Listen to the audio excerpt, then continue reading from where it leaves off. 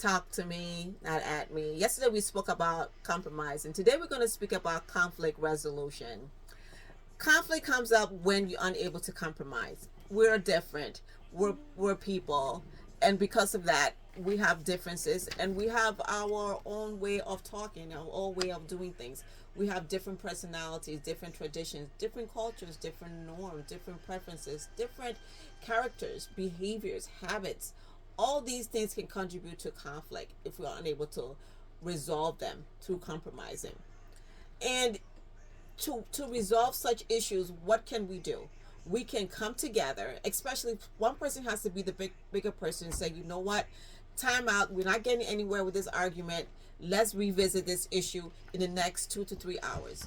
And when you revisit, make sure everybody's calm and be able to talk about it. And when you're calm, you're able to process and express yourself much better.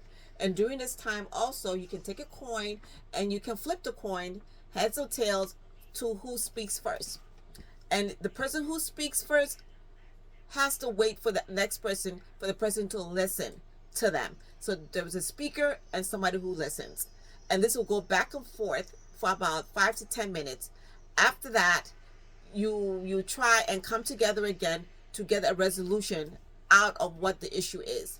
Because you spoke for each couple of minutes, another person heard for a couple of minutes. You take turns, vice versa, to be able to resolve whatever issue it is. After this is done, you will come back to the next phase, which is finding a resolution.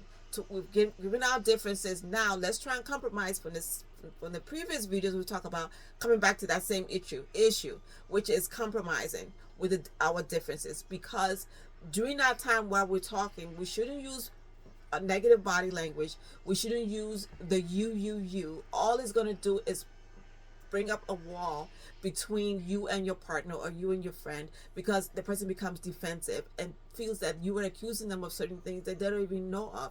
So most of the time, use the word I feel this, I feel this, I feel that. At least that helps to calm the situation and calm the tone of the message that's going across the table to the other person. And with that, after that, just make sure there's no cursing, there's no emotional damages, there's no physical abuse, there's no mental abuse, there's nothing going on with that. Because with that, it creates a toxic environment, and we don't want that. So therefore, we have to try and bring ourselves to a situation in which we can calm ourselves down before we talk. And when we talk, make sure you have all your issues together on a piece of paper, so when one person talks, one person listens. And by doing that, you're able to compromise, come together with one resolution. Or you can even say that, you know what, today we'll try your way, tomorrow we'll try my way, and see what happens.